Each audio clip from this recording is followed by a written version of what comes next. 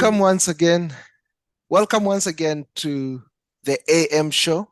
I'm glad to be joined by my good friend Paul Mboya, who is coming all the way from Kampala, Uganda. And as always, we'll be, reacting to some of the topics that were discussed on the live show of Andrew Kibe Twitter Spaces. So I think without much ado, I'll just jump right to the first topic. And it was with regards to side hustles. And I think the question was, can you really build a substantial business as a side hustle? I think there's a lot of pride when you listen and hear people who are in full-time employment talking of, I own a business in this and that, a business with which they only possibly dedicate their very low productive hours, be it late in the evening or over the weekends. Yeah. And, they speak of it with such pride. They see themselves, I think at the moment there's a buzz around being an entrepreneur, and entrepreneur is being promoted so much. But in real sense, this business that you're dedicating only a few hours of the day or a few hours over the weekend, can you be able to really build something substantive out of that with that limited times focus? And of course, you're doing it when you're free. Your sort of peak hours of productivity dedicated to your full-time employment. And then when you're off, that's when can you really build anything substantial as a side hustle? Yeah. So to start with, I hope you had a Merry Christmas. And as we look into the new year, we also hope for the best. And as based on the question that we're going to look at, that you're starting with, the side hustle. The discussion was really good, I would say so. It really slapped me with a lot of truths, and reality. Many a times, when you talk about side hustle, they tend to remain side hustle as they are for a long time. Unlike when you say that you want to build a business and jump into it. And one of the things that kind of struck my mind when we're talking about the side hustles during the spaces, the thing was having a business running in your absence and you feel that it is doing good. It is your brainchild. And then you ask yourself, how much would it gain if you happen to be present for that particular business? So something struck into my mind when one of the guys was saying he has a side hustle. The business was paying him, yet he was still working somewhere else. And my question was, who is robbing the other? Is it the other business is robbing your business the time, or you're robbing the business the money? It is like you're stealing time from one side. And if your business is doing good, actually, why not just sit in it and do it? Unless you have a business that has done diversification, then now you no longer have side hustles, but you have multiple businesses that you're running. Then probably that would make sense. And actually that thing kind of, it was like a bright light, looking at it. Because when you have a side hustle and you think that it is doing good in your absence, yet you're still giving time somewhere else, then that becomes a challenge. Unless you're saying that you're planning even a transition time into into your business, then it makes sense. But if you want to leave it for the long term, something will always happen. And it is closely linked to what they say in farming, that the best fertilizer to a farm is the farmer's shadow, meaning that you have to be present for this thing. So side hustle cannot just work, and you call it side hustle without your presence. That can give you some really bit of challenge. I don't think that can happen. And given enough time, then probably it can be better, rather than just calling it a side hustle. Then make it the main thing and go for it. Yeah, that's true. And to a lot of degree, and I hate to represent it this way, but it seems to be sort of an African or Black, predominantly an African or Black issue where we tend to find that pride of saying we have this side hustle business that we maintain. I think it's that innate desire to feel that you're a business owner. And yes, it's a good thing. It comes from, you need to have some extra income streams coming through. But I think one is also driven from a poverty mindset. The idea that you don't want to dedicate yourself 100% to something that you feel strongly about. So And if you feel you're a great carpenter, why are you just dedicating that as something that you do after hours, or over the weekend? You sell a few pieces, you earn a bit of income, and yes, you describe yourself as a carpenter, as a business owner. I think putting those titles feels so good. But the reason why you're not letting go of this thing that is holding you back is it, I think to some degree, stems from a scarcity mindset, that you want to sort of hold on every straw that you can to stay alive.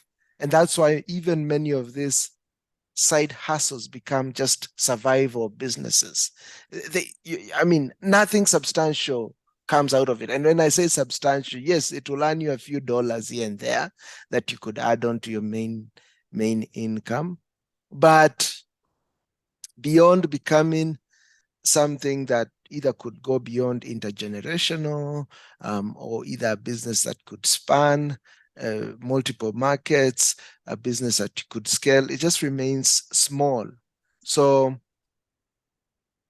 what do you think? Is it true? Do you feel that that there is a bit of a poverty scarcity mindset that drives the desire to have these multiple distractions, if I might put it so, because you end up, as you say, actually stealing from your main hustle, which is your employment, to deliver for this and for that.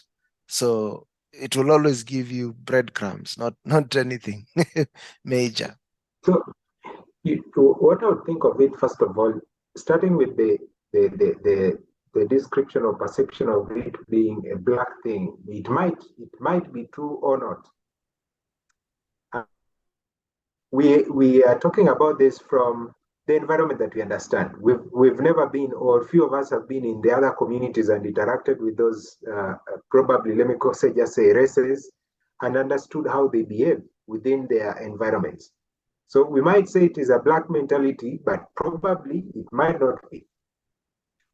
But the thing is, we always want to have that plan B, you know, 100%. a soft landing just in case Mm, of something, you know. But the reason why we also say that it is only within us and not the other people, the other races, when they get out to come do business with us or to come do businesses in these other areas, they already have a formed strategy or plan, you know, and they come knowing what they want to do. So they don't have this thing of a side hustle. It can be a second business, but not a side hustle. It just becomes a second business, you know, what you'd consider as a subsidiary or diversified business from what they have. So they always go into it full minded. The thing of having plan B is what is keeping us to have this on the side thing. But then also sometimes I think there is this fear that I may not be able to do it.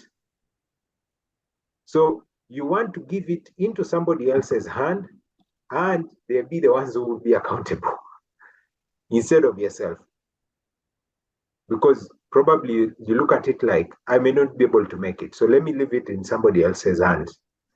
That aspect of also saying that wanting to own a business can also be true. There are mm, people who just want to have that title.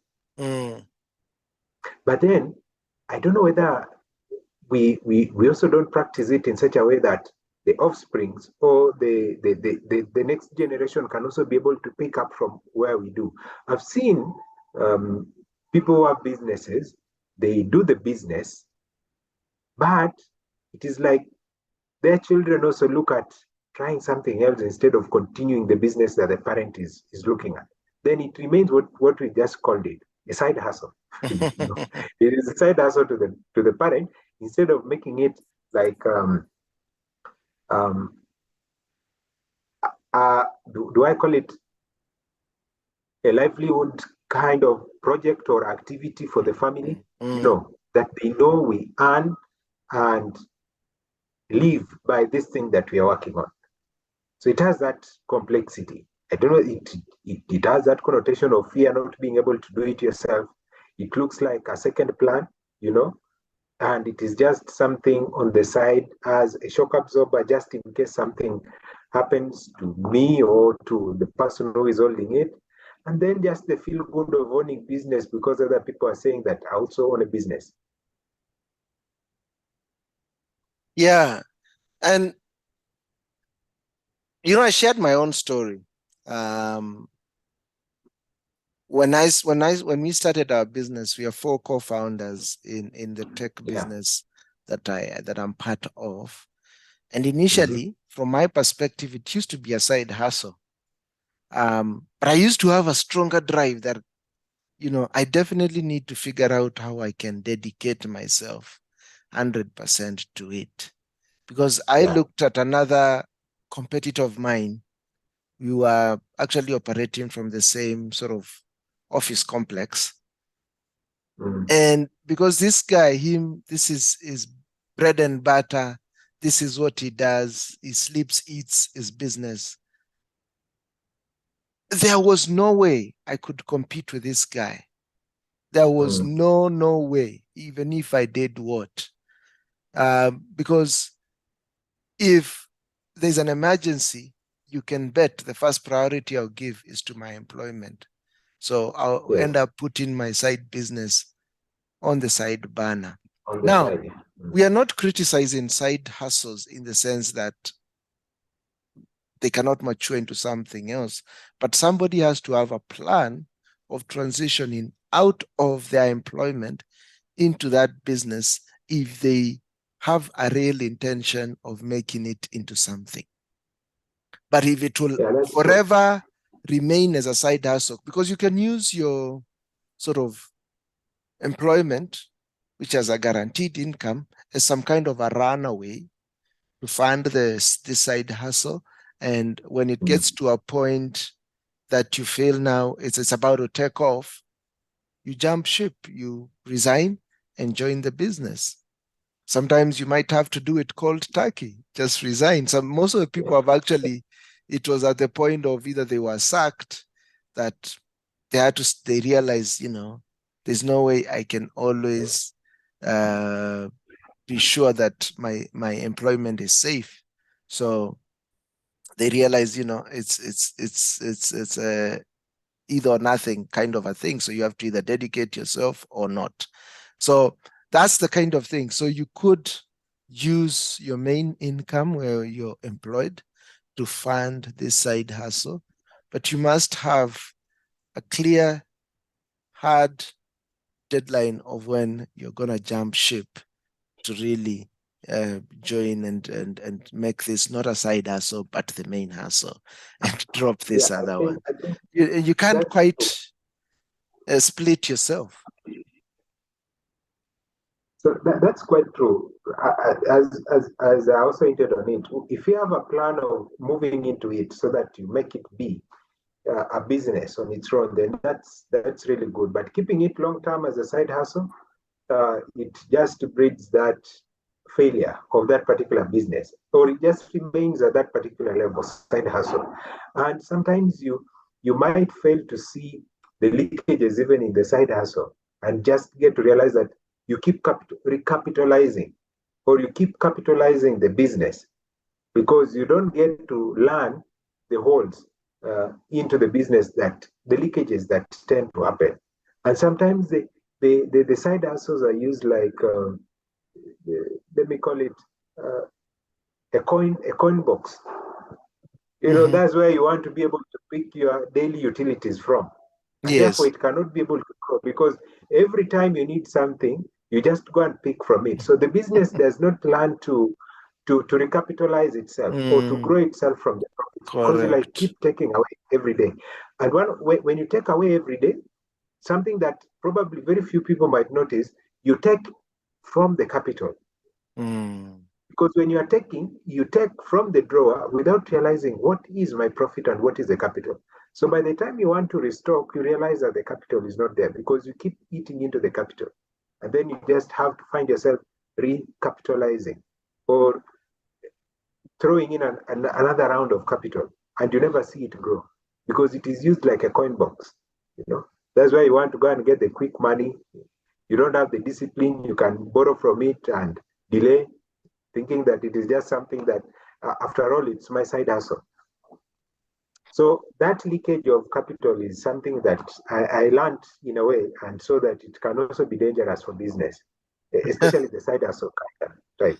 Yeah, tell me about it. Even in my own business, we've been at a point where, we rip off all the coffers. At some point, our coffers are so high. A month or two down the line, we have zero in the bank because we all spread across amongst ourselves to eat the little earnings that we were making at the time. So, as you say, it is true. We don't realize that sometimes for this business to grow, you need to continually fund it. You can't keep on eating on the profit and what Yes. it's making because you're basically killing the cow that is giving you milk. Final And thought. Uh-huh. and its funding is nice. Its funding is nice when you use its profit to recapitalize it. Because the Yes. moment you're able to learn and know what are my utilities, you know, and how much am I able to earn, how much am I keeping, then it makes sense. Then now you can be able to see it starting to grow. It means that now even your taste and desire to have extra money than what you are able to have as your disposable income, you have to be careful with it. You don't start side hustle to have lose money like a coin box. Then that one it will never grow. But I think it is something that I've seen happening. And I also learned it when I was practicing it with a colleague, and we had to put some measures, you know, not to leak the capital of the business. So you have to be very careful on what you're spending, and that spending has to be within the profits that are being earned, so that you can be able to clearly tell what is the capital. Otherwise, you'll keep running down the capital to a point that the business kind of has no stock, and you cannot tell where the money is because it leaks, through these small coins that are picked every now and again. Yeah. Um, Final thought on this, and thanks for bringing up that aspect of, eating into the business through that the way we strip it off of the earnings it's making. I guess when it's a side hustle, you can't even think of scaling up. That's why, you know, when you make a major sale, you just eat the entire revenue and You profit see it all as an together. income. Yes. Yeah. So, and it's because we are coming from a survival mindset. We are coming from an employment kind of a mindset. All those things are feeding into each other. We are coming from a scarcity mindset. All those things, they culminate into sort of the behaviors that are exhibited by this so-called side hustle owners.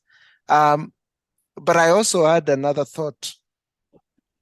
I remember there was a time, I still have this idea of starting uh, mobile coffee shops, sort of Mm. on a moving cart, probably station them either on a busy street or within a building, in a very busy building at the lobby section, and people can get coffee to go, maybe at the very best pastries. And I remember when I was starting it out, I went as far as building out the cart itself, the mobile cart. But then my plans for relocating to Rwanda now had to kick in, so I had to put that on pause. I'm still thinking of how I'm going to bring it back in. But I remember when I was starting it first, a friend said, the way you're thinking of it is like a mama mboga business. You need to think of it as a business. And that hit me so hard. Um, I remember reading a book. I don't know if you've read this book called E-Myth Revisited, which Not, talks, yeah, it's a highly recommended read for anyone who's getting into entrepreneurship. We start off first as employing ourselves. When you do your self-employment, you're the one employing yourself. As you begin growing, you're probably bringing in a few people to support you, an accountant here, an administrator here, maybe a salesperson right there. But still, the business is so dependent on you. If you happen to be on a vacation or sick, that business is almost not operating. Um, so it talks of you need to get to a point where you're working on your business instead of working in the business. Um, yeah. and it comes down to putting down systems that ensure that this business can operate without you. And I see it even in my own business with my business partner. The way this business is operating is very much in our minds. So we haven't yet been able to put things effectively on paper. It's a process we had started last year, which we haven't even finished. Putting those sort of process of how, for example, how do we do sales? For example, how do we execute a project when it comes along? Is it something we can effectively delegate to one of our team members and go on a vacation and not worry about it? At the moment, it's not. It's still very dependent on us in there doing the mechanics. So just imagine how much of that time that we are caught up in the mechanics and not in understanding the business, even to effectively scale it and grow it bigger. Just imagine why we don't have a lot of businesses like KFCs coming out of Africa. I mean, now we are seeing a bit of those with some of these few chains that have come up. But, you know, if you think of KFC, all it does is it's a franchise. It will give you the manual and it will tell you, don't do anything outside of that manual. Follow it word by word, and it will guarantee you Outside. revenue. It will guarantee you revenue. When you think of even the hotel chains, the likes of Radisson Blue, Hilton, these people, don't own those properties where you see those hotels. The property is owned by someone else. They just come to apply the Radisson Blue operational Yes. guide. And then they put a brand on it, a label on it called Radisson Blue Hotels, Parking Hotels, Hilton Hotels. But they have been able to grow globally because of that intellectual knowledge, because of developing those systems that uh, all you need to do is, they say McDonald's, one of the reasons why it's successful is you can actually employ somebody straight out of high school. You don't need a university educated person Yes. to run that shop. So tell me, do we is our thinking and approach of business our main problem? And how can we begin understanding what really starting and running and growing a business is about? There's bit of also um, how do we call it, lack of integrity that could be causing some of these things, Mm. because somebody wants to keep the business in their mind so that they don't give out too much for the other person to take it away. We are in an environment where we say everybody should be in business. Mm-hmm. That's what I've seen people ask, that the best guy or the best man or the best person is the one who has a business. Mm-hmm. But where do we have the workforce? So Mm-hmm. even the one who is working for you, they're looking at getting your processes, getting the idea, and going do it. Mm-hmm. So the owner sometimes also gets to have this fear of unpacking it. They don't want to unpack. And the moment you don't unpack, this business cannot survive without you. And our unpacking might be unique to our environment, So it might not be the book unpacked process. You might have to come up with your unique one that fits your environment. Then you cannot be able to do that because you fear the moment you unpack it, somebody else will pick it and run away with it. So that lack of integrity, I think, in terms of the people who are working and also wanting to get an easy place to get the idea, might be a challenge as well that is making us to not unpack. The other thing would be just desiring to remain on top, like owning everything. You have to be asked. Instead of being a team leader, you just want to be the boss. Like you own everything. That can also be a reason why we find it hard to unpack. And the other one that I think might be leading all this thing is, where are we learning from? If you don't have a place to learn from, then how are you going to do it?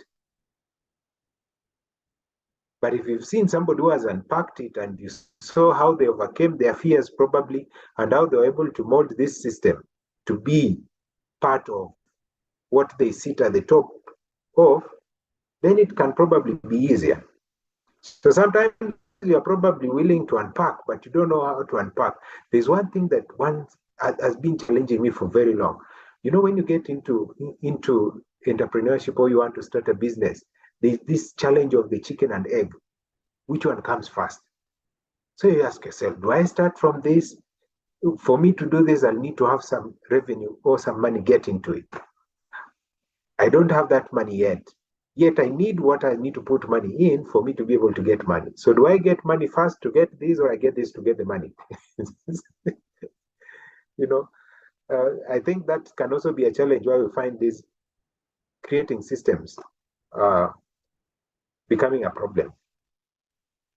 That's my thought. So the ones who have learned it, they release just an element of it to be able to play in the game, but then you still realize that in their absence, things still don't work. So even passing down the business becomes a challenge, a really, really big challenge. Yeah, because the whole process or the whole system is in one person's mind. I think that's the thing with businesses and side hustles. That's true. I think a lot of our businesses, we don't document them. So how can you pass it on from one generation to another? So because once that employer, once that founder dies, you've heard of some of those Kikuyu business owners down at Grogon or down River Road. And some of them have got some huge businesses. These are businesses that bring quite a bit, but and they have very strong ethics. These guys never take a break, never go to church, never take holidays, never get a sick off. They are there diligently.